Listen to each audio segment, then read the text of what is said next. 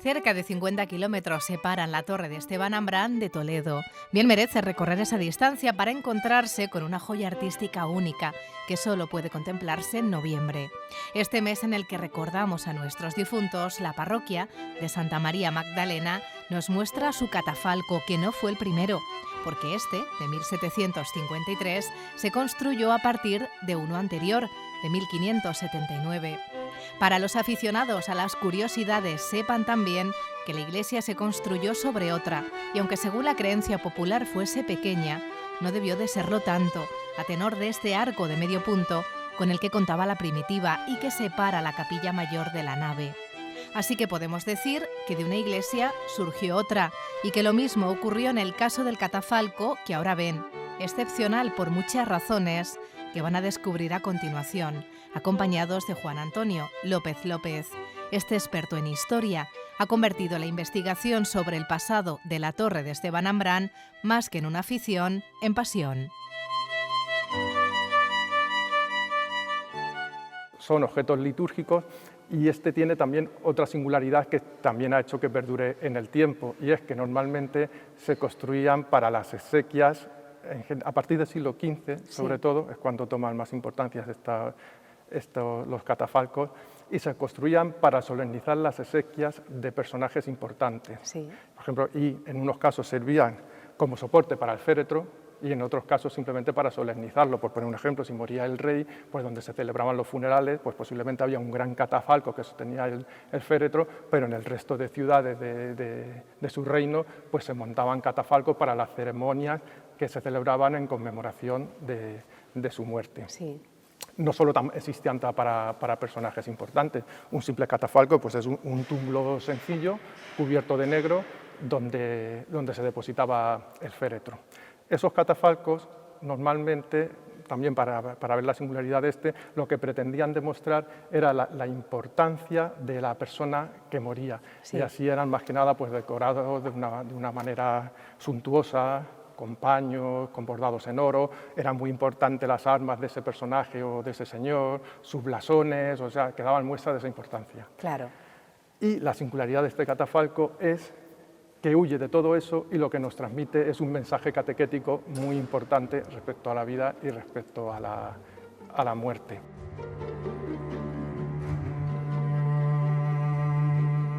Y de ahí una de sus muchas singularidades, porque no fue creado para un particular, sino para una institución, la Cofradía de Ánimas. Los catafalcos tuvieron su época de máximo esplendor durante el barroco, cuando se construyen verdaderas obras de arte que se elevaban varios metros, más de 5 en este caso, más la cruz del panel central, pero como ya saben, se hizo a partir de los lienzos del anterior, cuyas huellas están aún presentes. No hay más que mirar detrás para encontrarse esta sorpresa.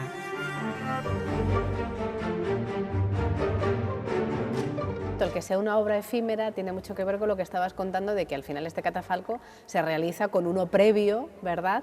Porque se montaban y se desmontaban, así funcionaba esto, no es que se quedasen así expuestos en la... No, exactamente. O sea, se desmontaban y se montaban, y además está muy claro en los libros de la cofradía.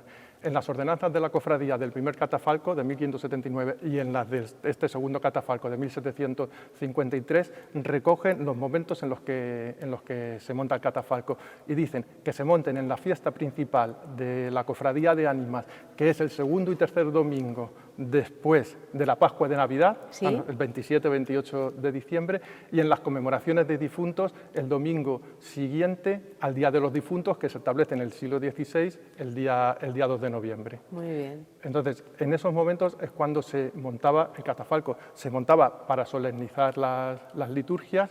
Además, está muy detallado cómo lo tenían que montar, iluminarlo con toda la iluminación que fuese posible. Sí. Entonces, que se reuniesen todos los cofrades para solemnizar todas esas celebraciones de vísperas, de misas solemnes en esos momentos. Y eso es una práctica que luego cae en desuso con el paso del tiempo. Exacto, esa práctica cayó en desuso. En el siglo XX ya se empieza a montar únicamente en el mes de noviembre, pero Sí. también a lo largo del siglo XX cae en desuso y queda el catafalco guardado en un cajón desmontado. Tenía un cajón exprofeso para guardarlo, y queda guardado durante años. y aproximadamente en el año 1978-1980 se recupera, ¿Sí? se estudia, había personas mayores que recordaban haberlo visto montado, pero ya también en el mes de noviembre, en la primera mitad del siglo XX. Recordaban cómo se había montado, se estudia cómo montarlo y se vuelve a recuperar a partir de 1980 la tradición y la costumbre de montarlo en el mes de noviembre. Menudo reto, ¿eh? Recuperar esa tradición tan especial. Sí, y desde entonces se sigue montando todos los años en el mes de noviembre.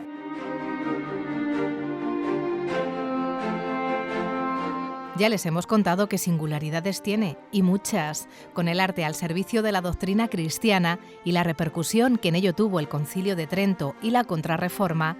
El catafalco es un fiel reflejo del peso que cobró la devoción y el ejemplo de los santos, o el purgatorio, tan relacionado con la vida y la muerte, y de ahí la importancia de las cofradías de ánimas y su papel en la oración por las almas para la salvación. El estilo artístico en el que alcanza su máxima expresión, el barroco, que aquí da un giro más, otra singularidad del catafalco hacia el rococó, tan del gusto cortesano.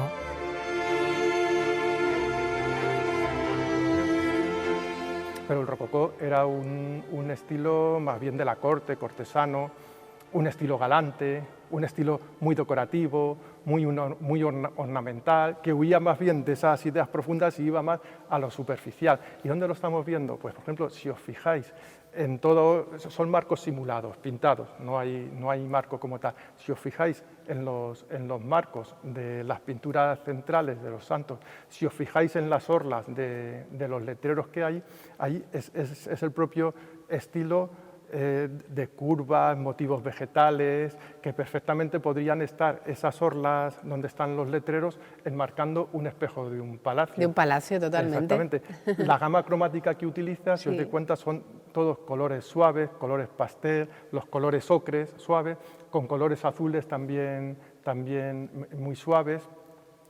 Si os fijáis también en los doseles de las imágenes, en las telas, pues perfectamente podrían ser cortinajes de palacios. Entonces, la utilización de ese estilo rococó, decorativo o galante, para enmarcar un mensaje de la Contrarreforma, de la época de la Contrarreforma, tan trascendente, es curioso, es una de esas singularidades y curiosidades que tiene este catafalco, pero quizá tenga su sentido, porque si os dais cuenta de esto nos está hablando, luego lo vamos a ir viendo, que nos está hablando de ese tema de la vida y de la muerte, pero esa decoración hace que en su conjunto no sea un mensaje ni sea una representación tétrica ni de miedo, sino que es una representación muy serena y muy tranquila.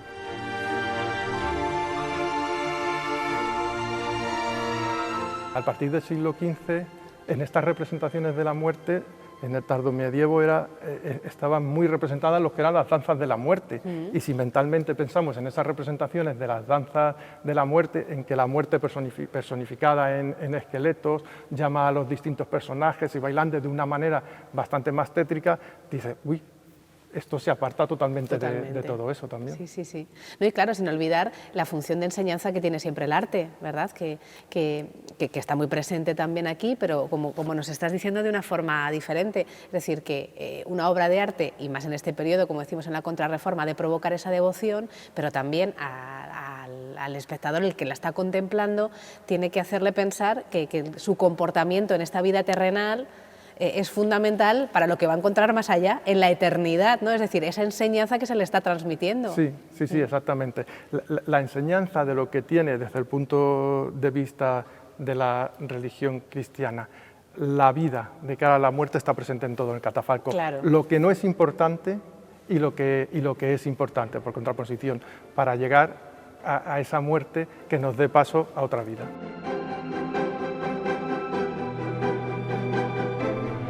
Pero aquí la muerte está solo representada en dos personajes, el esqueleto con una guadaña y el que porta un reloj de arena, para recordarnos que nadie sabe cuándo va a llegar su final. Solo dos, frente a 26 pinturas que nos hablan de todo lo contrario, de la vida, porque la muerte es parte de la vida y es paso a esa otra vida, con mayúsculas, la vida eterna. Así que las pinturas de autor desconocido, aunque algunas investigaciones apunten a Luis Cosson, reflejan claramente tres ideas: la fugacidad de la vida que termina con la muerte, que a todos nos llega y nos iguala en condición, y que según haya sido tu vida, así será tu muerte.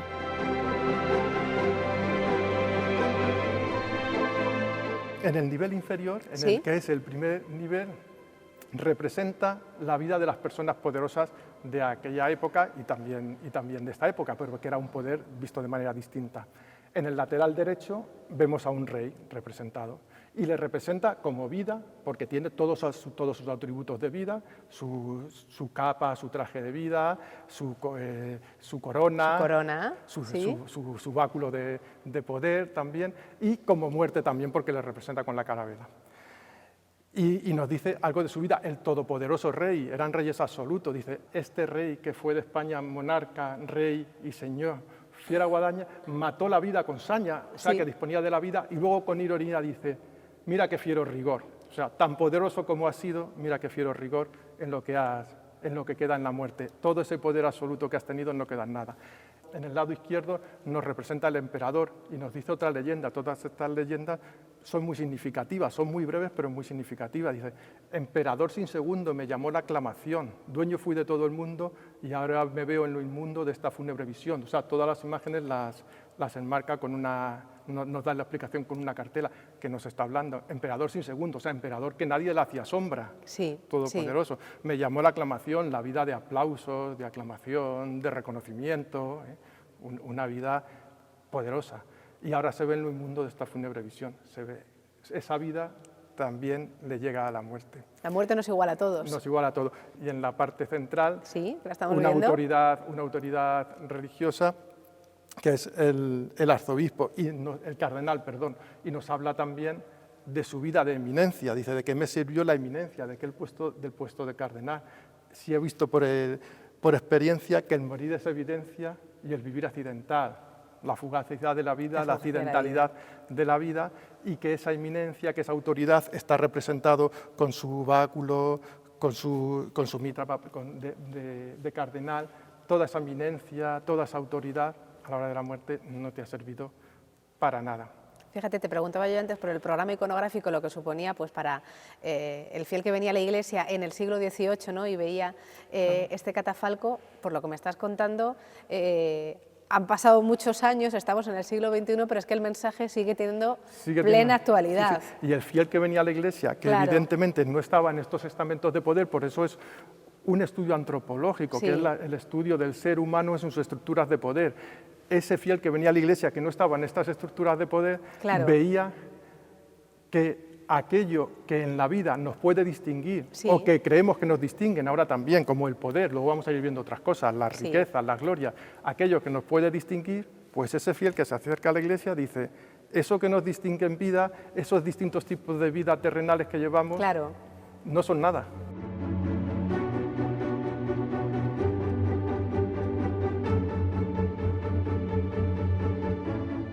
En el segundo Sí. y tercer nivel va representando otros estamentos sociales. En este lado central vemos la representación de los clérigos, Sí. con un mensaje, el clérigo tiene muy claro, según haya sido tu vida, así es tu muerte. Sí. Está en latín, nos está haciendo pensar cosas de la vida que de cara a la muerte no nos van a servir para nada, y luego ya iremos viendo otros mensajes de cosas que sí que nos pueden servir en la muerte. Los caballeros, Los caballeros. en el lado derecho vemos calaveras con coronas de nobles, También. estamentos intermedios. En el lado izquierdo también vemos otras calaveras, y ya nos introduce, aparte del poder, otros aspectos materiales de la vida. Y en el lado izquierdo vemos dos mensajes muy claros que nos añaden unos elementos nuevos en este análisis iconográfico. Uno de ellos dice, la seda, el ámbar y el oro, el deleite y la hermosura, ¿de qué valdrán en la sepultura? La riqueza y el poder, seda, ámbar y oro, cosas preciosas, riqueza, bienes y riquezas, simbolizado en la seda, en el ámbar y en oro, el deleite y la hermosura, la vida de deleite, de disfrute y la hermosura, pues eso, el poder tampoco, eso tampoco te va a servir en la sepultura, ni te lo vas a llevar a la sepultura, la belleza va a fenecer y todas esas cosas no te las vas a llevar. Y otro que incide en el poder, dice, tiara, corona y mitra, que son símbolos de poder, la corona del rey, la mitra de la autoridad eclesiástica, capelo, cetro, el cetro también es un símbolo de poder, todo viene a fenecer.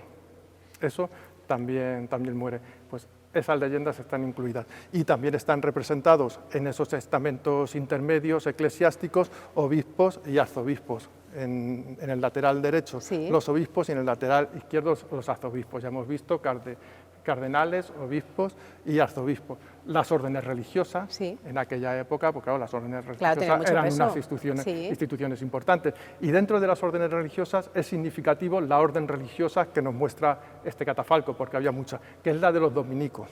Sí. Aquí tenemos el escudo de los dominicos. Y dentro de la Inquisición hubo los grandes inquisidores, muchos de ellos fueron dominicos. Dentro de los simbolismos de este catafalco, que están llenos de simbolismo, bueno, pues lo podemos dejar ahí, están representadas las órdenes religiosas, pero además dentro de esas órdenes religiosas, una orden religiosa que fue muy importante en la Inquisición, que fueron los dominicos. Los máximos poderes civiles y eclesiásticos están representados en este primer nivel, pero el Papa está representado en el cuarto nivel. Además tiene un tratamiento distinto. Esto ya sí que es una cosa personal que veo. Si veis estas representaciones del rey, del arzobispo, del emperador, están con sus trajes propios. Y además las calaveras tienen cierto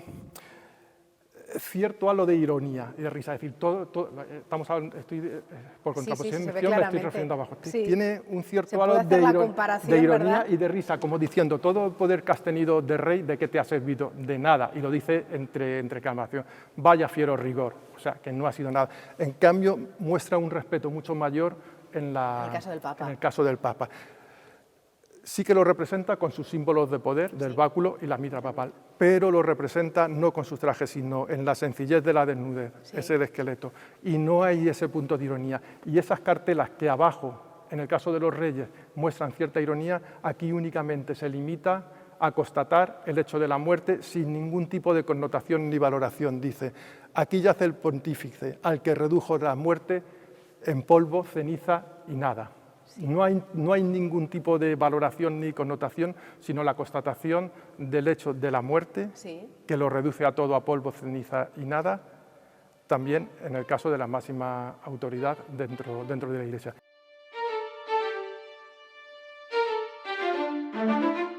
Ideas que recoge muy bien el humanismo frente al racionalismo y que entroncan también con la tradición filosófica grecorromana, con autores como Séneca, que consideraba la muerte como parte de la vida, Platón, para el que la vida era el arte de aprender a morir, y quien nos recuerda a Jorge Manrique y las coplas por la muerte de su padre.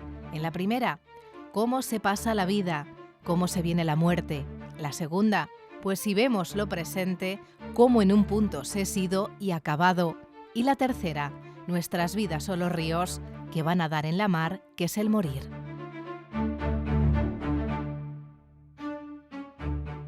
El pintor, además, resalta la representación de la oración por las almas del purgatorio en los cuadros de la Virgen y de los dos santos que hay a cada uno de los lados, San Francisco de Asís y San Francisco de Paula. Lo resalta, así como todos van en sentido horizontal, se les sitúa en sentido horizontal ocupando dos niveles.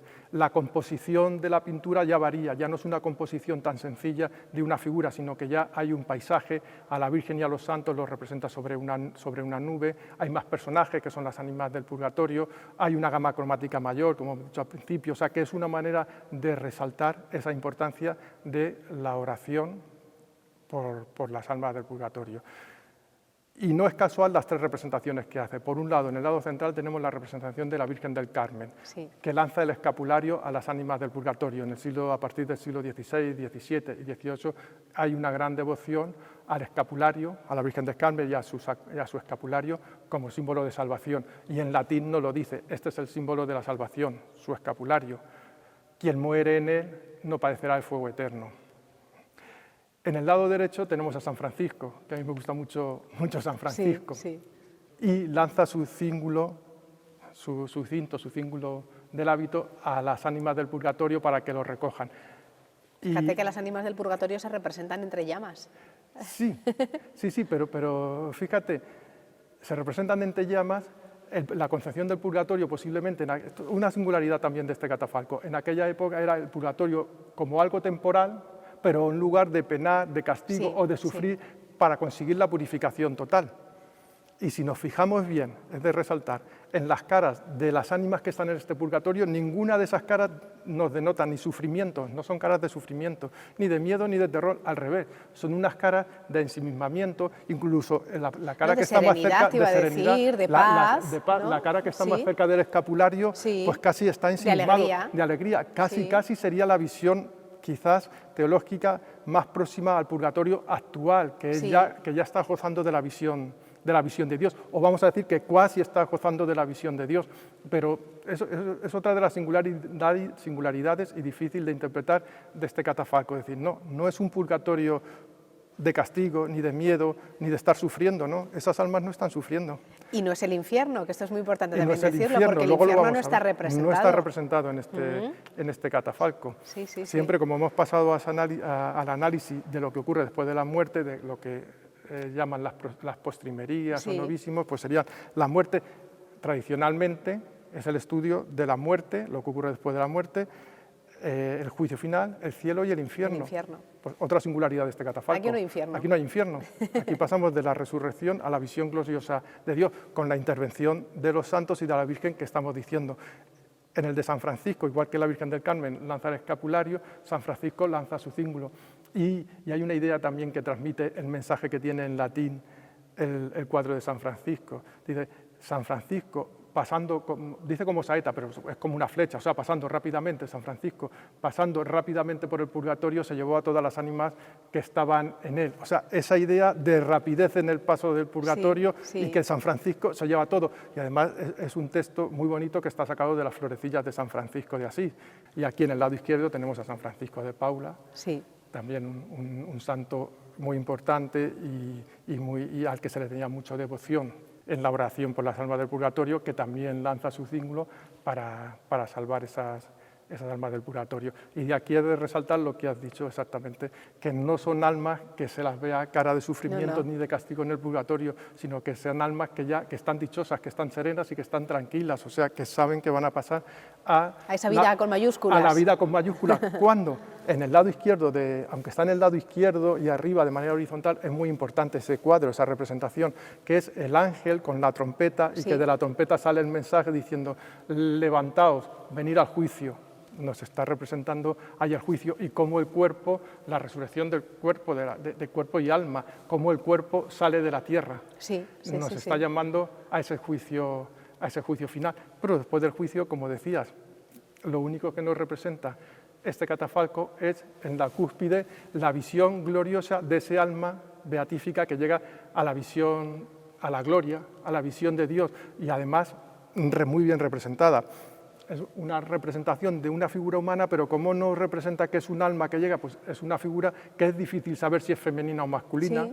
Es una figura que no sabemos si es femenina o masculina, pues es un alma que llega después de ese juicio. Normalmente, cuando se representa la muerte en este tipo de catafalco, lo que culmina es un esqueleto con la muerte, y aquí lo que culmina es ese alma glorioso. Importante, y ya en esa cúspide también nos devuelve a que pensemos un poco en la tierra, pero también de una manera serena, como a través de las dos mujeres que están llorando la muerte. Eso nos lleva otra vez de la cúspide a la tierra. Son dos figuras humanas, pero también importante dentro de esa serenidad. Son figuras que se las ve tristes, que están llorando, pero no es un lloro angustioso, no es una angustia. Sí que transmite muy bien esa tristeza, esa pena tan humana que podemos sentir cuando perdemos a alguien. Perdemos a un ser querido, pero va una vida mejor. Esa tristeza, pero es una tristeza serena, no es una tristeza angustiada. ¿Por qué?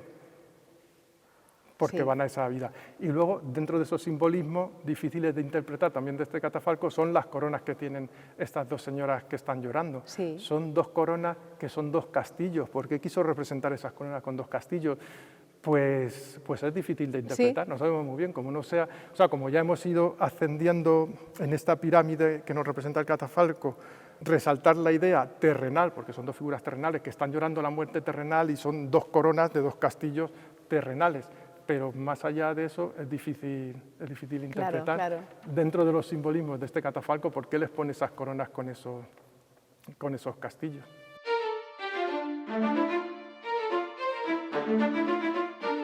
Así que el que venga a contemplarlo no espere encontrar solo una obra artística. En esta sociedad que vive de espaldas a la muerte, encontrará una reflexión sobre la vida, una reflexión cargada de esperanza sobre aquello a lo que damos importancia, aunque verdaderamente no la tenga, y lo que deberíamos valorar. Casi 300 años después, el mensaje sigue plenamente vigente.